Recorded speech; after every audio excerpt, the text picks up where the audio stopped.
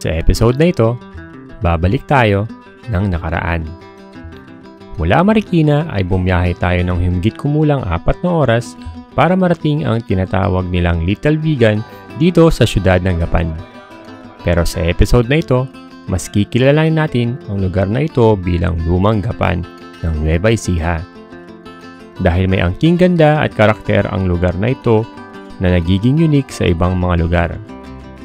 Isa naming ride na malapit lang pero ngayon lang namin napuntahan. Mas nauna pa nga nating mapuntahan ang Calle Crisologo sa Vigan, Ilocos Sur bago itong Lumang Gapan. Kung kaya't ngayon, samahan nyo kaming masaksihan ang kagandahan ng mga lumang bahay sa Gapan na pinareserba para mapanatili pa rin ang natural na kasaysayan ng lugar na ito. Kaya ano pang inaantay nyo?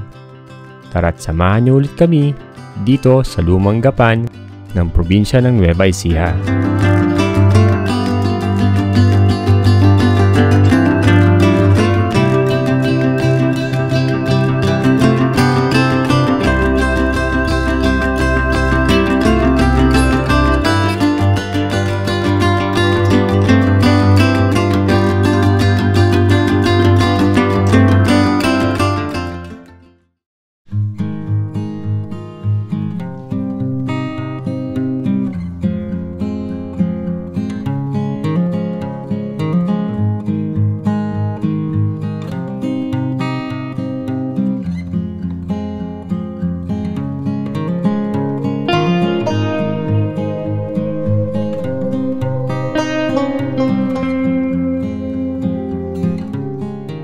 Alright, so pagas tayo ng 356.009 liters at may pupuntahan tayo sa Nueva Ecija. Matagal na namin gustong puntahan to and ngayon lang namin naisipan na puntahan kasi malapit. Punta tayo ng Old Gapan. Sa mga gustong pumunta ng Vigan pero nalalayuan, I think pwede ito sa inyo. Di ba? Kasama natin ating OBR.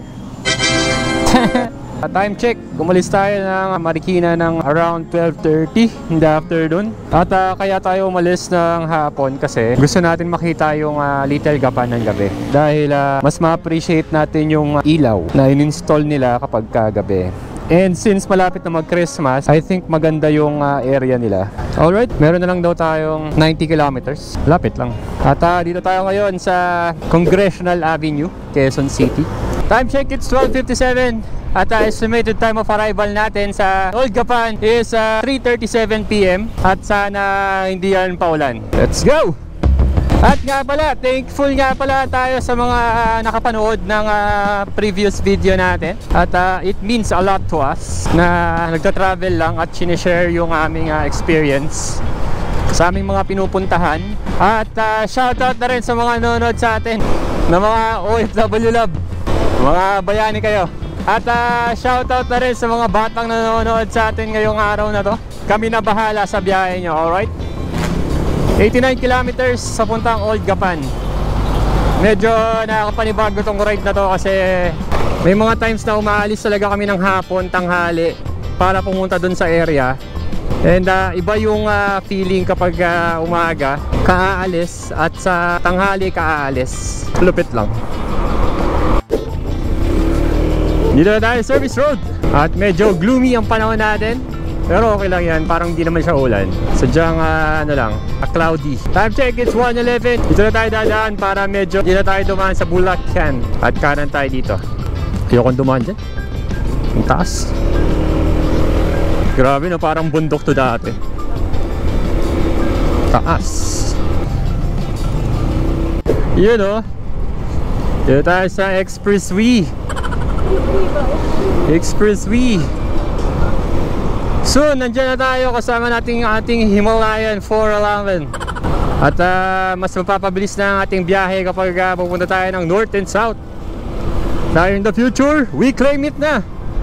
Royal Enfield Himalayan, baka naman. We love adventures. And we think that using Himalayan 411 dalawa will greatly help on our adventure journey. Grabe. Nakikita naman natin sa harap natin na medyo cloudy siya, pero hindi naman siya paulan. At ang sarap bumiyahe, sarap magmotor. Grabing ganda. Ang ganda ng Pilipinas. Update, dito na tayo sa Marilao, Bulacan. Time check, it's 1:40 in the afternoon. At medyo binigyan tayo ng maaraw na panahon. At di masyadong matraffic na kakalsadahan. Nakakalusot pa naman tayo kahit na medyo may iilan na kotse. At meron na lang daw tayong 1 hour and 51 minutes bago makarating dun sa Tagpuan, Lumang Gapan, Old Gapan. At since nagpagas tayo kanina, ang average consumption natin ngayon is 43.7 km per liter. Mamaya kapag medyo diretsuhan ang ating takbuhan, baka umabot ng 46 km per liter yan, kung walang masyadong traffic at dire-diretso ang ating takbo. Sana magdire-diretso itong panahon na to hanggang mamaya pag-uwi namin, dahil hanggang gabi tayo dun sa Old Gapan para makita natin ang pagbukas sa mga ilaw. You know, may mga bakal na yung mga kalsada dito sa ginagawang kalsada sa Bukawi, Bulacan. Nep, sana ay magpatuloy yan at hindi na tatawaging lubakan ng Bulacan in the future, dahil magaganda na ang kanilang mga kakalsadahan. At paakyat na tayo ng overpass. Pasok na tayo ng Bukawi, Bulacan.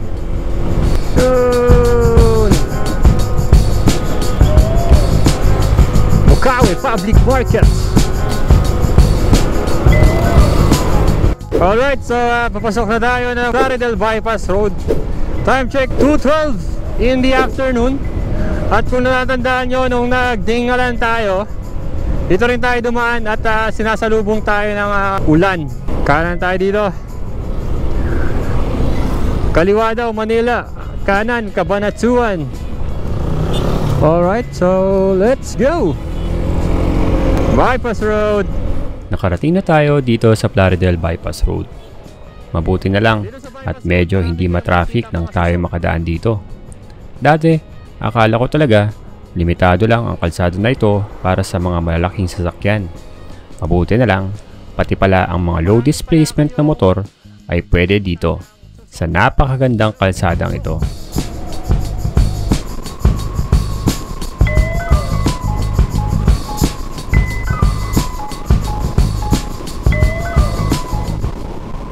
So, since na-curious tayo kung saan nanggagaling yung hito at yung mga crabs, so feeling ko dito yun, no? Yung mga ano-ano. Ang ganda dito sa Plaridel Bypass. Napapaganda. Alright, so stop over dito sa Shell. Kung saan nandito yung shop ng Motolec on Garage. So, meron na daw tayong 1 hour bago makarating dun sa Tagpuan, Lumang Gapan. And sakto, sana hindi cloudy para maganda yung sunset na makita natin. Alright? Tapos sakto tayo mamaya sa pagbukas ng ilaw dun sa Gapan. Yun ang target natin, kaya tayo mabilis ng Marikina ng alas 12. Pumasahe mo na plan. Biyahe natin yun. Short ride. Nakapanibago kasi kapag nagbumabiyahe kami, mga 8 hours, 10 hours. Ngayon medyo umabot ng 2 hours and malakang 3 hours. Usually daan natin dito madalag. Oo. So yan, kasamahan nyo. Alright, so panandali ang stopover dito sa dulo ng Plaridel Bypass at let's go. Alright, so dito na tayo sa Ildefonso, Bulacan. At gawa na tong tulay na to after how many years. At kung napadpad ka sa channel namin, we are right gone. At kung mapapansin nyo, mostly travel vids ang ginagawa namin kasi ito lang ang aming recreational activities. Ito ang aming hobby, ang mag-ride kasama ang ating OBR. Teng teng teng teng. At punta tayo ngayon ng Old Gapan. Time check, it's 3:10 at sakto na by 4 o'clock na doon na daw tayo sa Old Gapan. Ikot-ikot lang tayo, tignan natin kung ano yung sinasabi nila na parang old houses. At kung natuwa ka sa intro natin, marami pa tayong magagandang intro na ginagawa sa mga videos natin dyan sa video tabs. I-check na lang din dyan. At kung natuwa ka sa video namin, baka naman, please do comment, like, share, subscribe. Alright, let's go!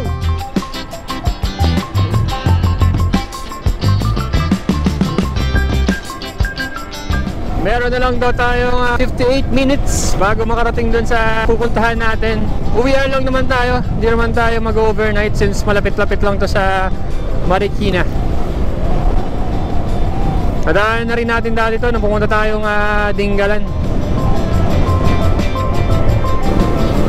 Taas ah.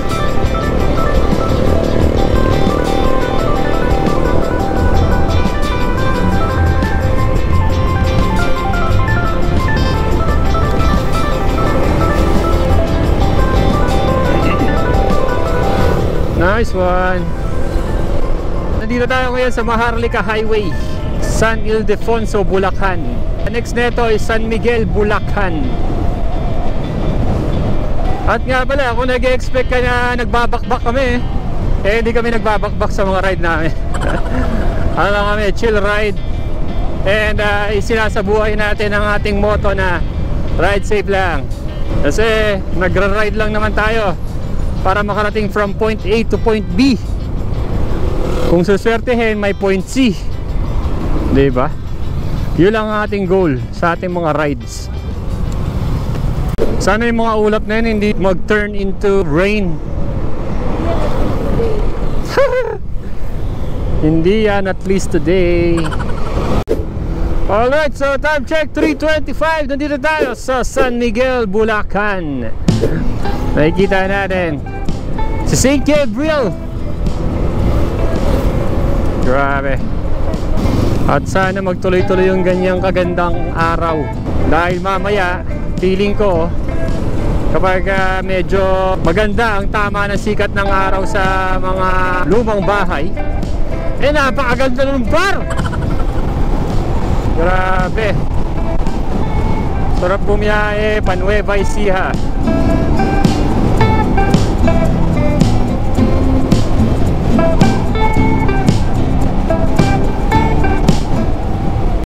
Grabe, sobrang daming ginagawa ko sa dito ngayon sa papuntang Nueva Ecija. Pero okay lang yan, that's improvement. At buti na lang nakamotor tayo at hindi natin na-experience masyado yung heavy traffic. At mamaya, hindi naman natin ma-experience siguro at medyo gabi-gabi tayo makakauwi. Wow, sana all may blinker, love, oh. Sana all may blinker. Kaya nga eh. Alright, time check 3:51. Nandito na tayo sa Nueva Ecija. At next is Gapan. Ay hindi, Gapan nga pala kasama sa Nueva Ecija. Nandito na tayo sa Gapan City. At matapos ang mahigit kumulang 3 oras, ay narating na natin ang syudad ng Gapan dito sa probinsya ng Nueva Ecija. Alam niyo ba na ayon sa mga lumang istorya ng Gapan, tinawag daw itong Ibon. Ayon sa kwento, nang magpunta ang mga sundalong Espanyol sa lugar na noon ay kagubatan pa, nakita nila ang mga katutubo na gumagapang sa makakapal na halamanan. Tinanong nila ang pangalan ng lugar, pero dahil hindi naintindihan ng mga katutubo ang mga Espanyol, sinagot nila ito ng gumagapang-gapang kami.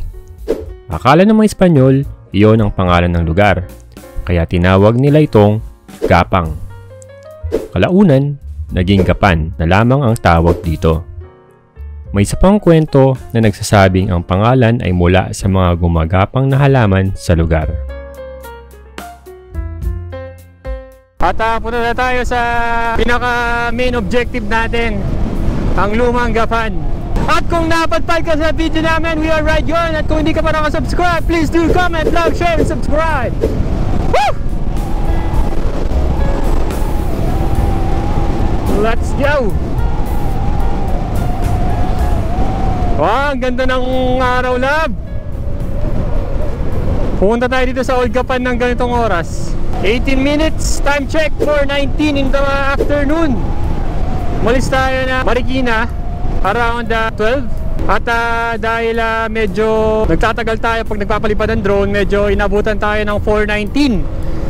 At estimated time of arrival natin sa Tagpuan, Lumang Gapan is 4:39 in the afternoon. Saktong-sakto. Kasi makikita natin yung mga pailaw sa Old Gapan. Excited na ako! Para tayong pupunta ng Vigan, pero malapit lang sa Manila. Di ba? Parang ano lang din yun eh, yung feeling. Pero tingnan natin, baka merong other characteristics yung Old Gapan as a perspective of an architect. Yes po, isa po akong architect at ang aking partner ay isang artist. Wow! Artist! We travel to widen our knowledge, horizon, and experience. At sinishare namin sa inyo kung ano yung mga pupuntahan namin para documentary na rin namin, para kung sakaling matanda na kami, papanoorin na lang namin to, di ba? Grabe! Woo! Sa mga oras na ito, ramdam namin yung kakaibang pakiramdam ng pagmamotor. Samahan mo pa ng napakagandang kalsada at nakakamanghang pagtama ng sikat ng araw sa aming mga nadaraanan. Ang sarap lang sa pakiramdam.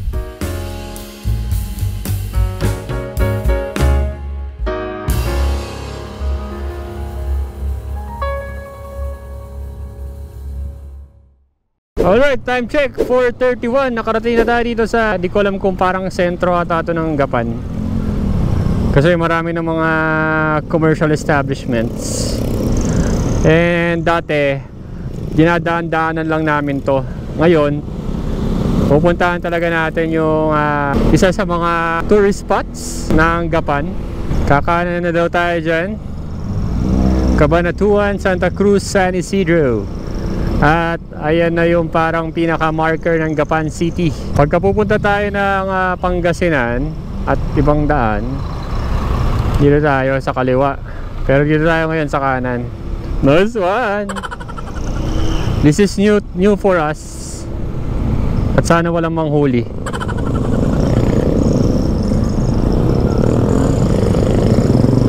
At first time namin dito sa mismong area ng Gapan.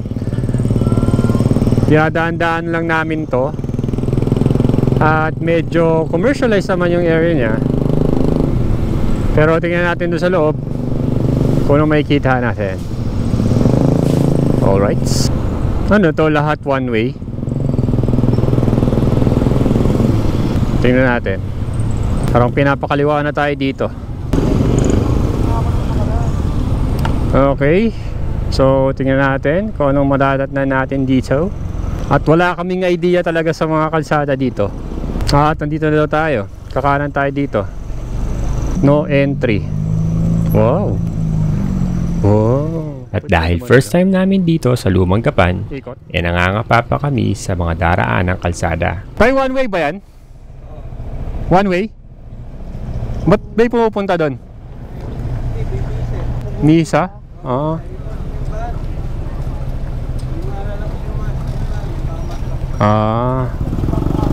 Sige, sige. Linggo pala ngayon. Kung kaya't, siguro nilagyan ng no entry sign ang papasok ng Lumang Gapan. Kung kaya't, inikot muna namin ang nakapalibot na kalsada at nagtanong sa ibang tao. Ito, may kumanan, di ba? Mga lumang bahay siya. Okay, masok tayo dito. At mga stones karamihan. At magaganda yung kanilang lamppost. Saan yung simbahan?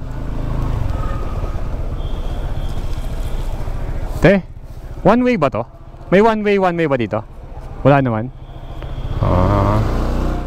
Medyo naikot na namin yung lugar gamit ang ating motorsiklo.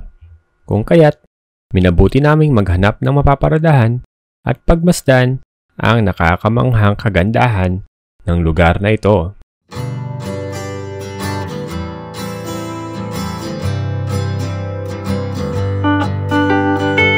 Ito ang lumang gapan na matatagpuan sa probinsya ng Nueva Ecija.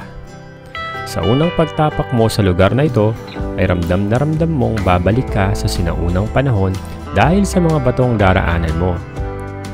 Kapansin-pansin din rito ang mga nagagandahang lamppost na saktong tumutugma sa mga disenyo ng mga sinaunang bahay dito. Sa lugar rin na ito may kita ang mga ancestral houses ng mga kilalang tao tulad nila Nida Blanca, Yula Valdez, Jay Taruk at iba pa. Saktong-sakto ang pagpunta natin sa lugar na ito. Ang sarap lang pagmasdan ng mga sinaunang bahay kasabay ng dapit hapon. At sabay nito ang pag-ilaw ng mga poste at mga palamuting nakapaligid sa mga ancestral na bahay dito. Ang galing lang. Sakto. At since bumiyahe tayo ng late after lunch, masaktuhan natin itong pagbukas na lumang gapan. Alright? Sakto. Nasaktuhan natin ang pagbukas ng ilaw ng mga poste at mga pailaw sa mga bahay. At napakagandang tanawin ang bumungad sa amin habang kami namamahinga at pinagmamasdan ang mga lumang bahay na pinreserba ng kasalukuyan. At bago kami umuwi ng Marikina, ay kumain na rin kami dito sa Luz Kitchenette, malapit lang sa lumang gapan. Ang sarap ng kanilang kare-kare na parang may halong gata. Must try kapag bumibisita kayo rito. Napakagandang pagmasdan lang ng mga ancestral na bahay na hanggang sa kasalukuyan ay nakatayo pa rin at pinagmamasdan ang daloy ng panahon. Sa itong patunay na kahit sa modernong panahon nating mga Pilipino ay nanatili pa rin ang ating pagkakakilanlan kahit man lang sa mga lumang ari-arian ng nakaraan. Sabi nga ng kasabihan, ang hindi marunong lumingon sa pinanggalingan ay hindi makararating sa kanyang paroroonan. Ang sarap lang ng biyahe na ito para sa amin at sana sa inyo rin. Maraming salamat kung umabot ka man sa punto ng video na ito. Napakastig mo at sinamahan mo kami hanggang dulo. Malaking tulong ang panonood mo sa amin para maisakatuparan namin ang aming pinapangarap na Philippine look sa hinaharap. Hanggang dito na lang muna siguro mga Regans. At muli, kami po ang Ride Gone na nag-iiwan ng munting paalala na ride safe lang.